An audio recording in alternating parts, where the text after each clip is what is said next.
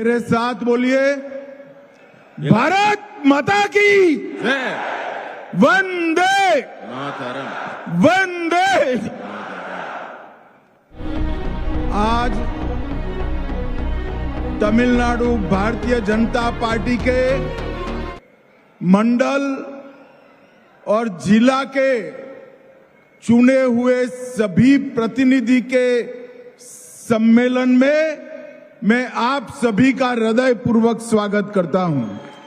இன்று நம் பாரதிய ஜனதா கட்சியில் மண்டல் ஜில்லா இந்த பகுதியில் எல்லாம் தேர்வு செய்யப்பட்டிருக்கும் உங்கள் அனைவரையும் சந்திக்கும் இந்த கூட்டத்தில் கலந்து கொள்வதில் நான் மகிழ்ச்சி அடைகிறேன்।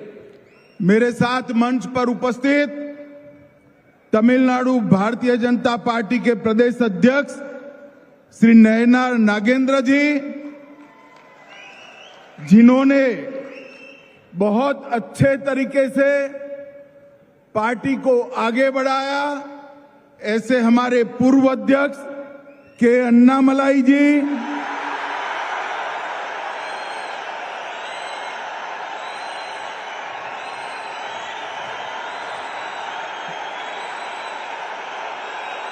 मोदी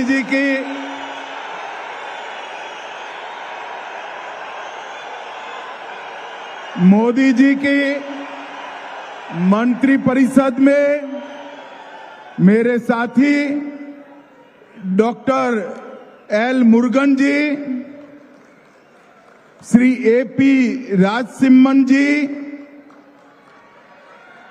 डॉक्टर सुधाकर रेड्डी जी, श्री प्री राधाकृष्णन जी, डॉक्टर तमिलसाई सौंदर्यराजन जी, मेरे मित्र और हमारे नेता एच राजा जी, बहन वानती श्रीनिवासन जी, श्री चक्रवर्ती जी, श्री रामा श्रीनिवासन जी, श्री वीपी दुरईसामी जी, श्री एसआर शेखर जी, श्री पी कार्तिकेय जी, डॉक्टर के पी रामलिंगम जी, एल मुरुगनानंद जी, के एस नरेंद्रन जी, और आज तमिलनाडु के कोने कोने से आए हुए मेरे देव दुर्लभ कार्यकर्ताओं को मेरा नमस्कार प्रणाम। மேடையில் இருக்கும் தலைவர்கள் அனைவரையும் வணங்கி தமிழ்நாட்டின் ஒவ்வொரு மூலை முடுக்கிலிருந்தும் இங்கு வந்து குவிந்திருக்கும் உங்கள் அனைவரையும் வணங்கி மகிழ்கிறேன்। सबसे पहले मैं मदुरै में आया हूं। मदुरै में विराजमान मीनाक्षी अम्मन को प्रणाम कर कर मेरी बात की शुरुआत करता हूं। மதுரை மண்ணில் வந்தவுடனே முதலில் நான் மதுரை மீனாட்சி அம்மனை வணங்கி என் உரையை தொடங்குகிறேன்। मैं शोकनाथर, कल्लालगर और भगवान मुरुगन को प्रणाम कर कर मेरी बात की शुरुआत करता हूं। இந்த மண்ணின் சொக்கநாதருக்கும் கல்லழகருக்கும் மற்றும் திருப்பரங்குன்றம் முருகனையும் நான் தலை வணங்கி மகிழ்கிறேன்। मित्रों, सबसे पहले मैं भारत की महान भाषाओं में से एक तमिल भाषा में तमिलनाडु के कार्यकर्ताओं से बात नहीं करता, इसलिए मैं आप सबकी क्षमा मांगता हूं। தமிழ்நாட்டுக்கு வந்து தமிழ் மக்களாகிய உங்களை சந்திக்கும் போது நம்முடைய பெருமைக்குரிய தமிழ் மொழியில உங்ககிட்ட பேச முடியவில்லையே என்று என் வருத்தத்தை நான் உங்களிடம் தெரிவித்துக் கொள்கிறேன்। हमारा मदुरै एक शहर से बढ़कर 3000 साल पुरानी सभ्यता का, संस्कृति का प्रतीक है। நம்முடைய மதுரை சாதாரண நகரம் அல்ல, 3000 ஆண்டுகால வரலாற்று பெருமை கொண்ட மிக முக்கியமான புனித இடம்। मैं यहां आया हूं तब महान स्वतंत्रता सेनानी पसुम्पोन्नन मथुरा लिंगम थेवर जी को भी प्रणाम करता हूं। இந்த மண்ணின் நாயகராக விளங்கிய பசும்பொன் முத்துராமலிங்க தேவர் ஐயாவையும் நான் வணங்குகிறேன். और साथ में आप सभी को अपील करता हूं, बड़ी जोर लगाकर 22 जून को मुर्गा भक्तगढ़ मनाडू में जोर शोर से हिस्सा लीजिए. உங்க எல்லாரையும் கேட்டுக்கிறேன். வர ஜூன் 22ஆம் தேதி முருகனுக்கான பக்தர்கள் மாநாடு நடக்குது. அதையும் இந்த மண்ணிலே மிக சிறப்பாக நீங்கள் நடத்தி தர வேண்டுகிறேன். मित्रों, ये मदुरै कई परिवर्तनों का वाहक नगरी है. மதுரை மண் பலவிதமான மாற்றங்களுக்கு வித்திடும் மண்.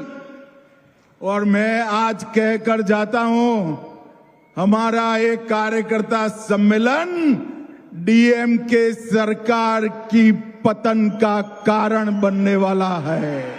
இன்றைக்கு இந்த மீட்டிங்ல உங்க எல்லார் முன்னாடியிலும் அத்தனை தொண்டர்கள் மத்தியிலும் சொல்லுகிறேன், இந்த கூட்டமும் ஒரு மாற்றத்தை உருவாக்கும். திமுக ஆட்சியை முடிவுக்கு கொண்டு வந்து வீட்டிற்கு அனுப்பும். 2026 में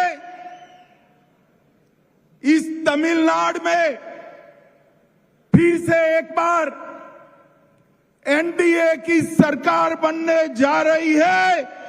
भारतीय जनता पार्टी एआईडीएमके की सरकार बनने जा रही है. உங்ககிட்ட எல்லாம் சொல்றேன், வரக்கூடிய 2026ஆம் ஆண்டு தேர்தலில் என்டிஏ கூட்டணி மிகப்பெரிய வெற்றியை பெற்று பாரதிய ஜனதா கட்சி அதிமுகவின் கூட்டணி ஆட்சி அமைக்கும். मैं रहता तो दिल्ली में हूं, मगर मेरे कान तमिलनाडु पर लगे हुए रहते हैं.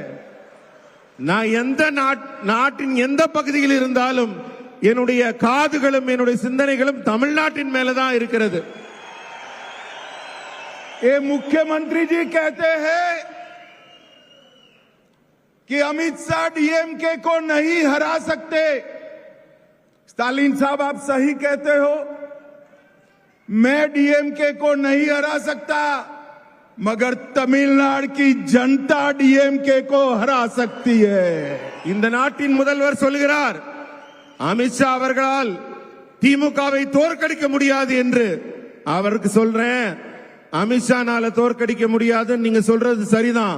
ஆனா இந்த நாட்டின் மக்கள், தமிழக மக்கள் உங்களை தோற்கடிக்க இருக்கிறார்கள், காத்துக் கொண்டிருக்கிறார்கள்.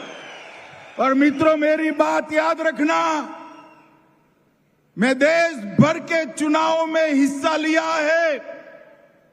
मैं पब्लिक की नब्ज जानता हूं, जनता की नब्ज जानता हूं. तमिलनाडु की जनता इस बार डीएमके की सरकार को उखाड़ कर फेंक देगी. என்னுடைய நீண்ட கால அரசியல் அனுபவத்தில் சொல்றேன், மக்களின் நாடி துடிப்பை உணர்ந்தவனாக சொல்கிறேன். வரப்போற தேர்தல்ல தமிழக மக்கள் திமுகவை தூக்கி எறிய காத்துக் கொண்டிருக்கிறார்கள்.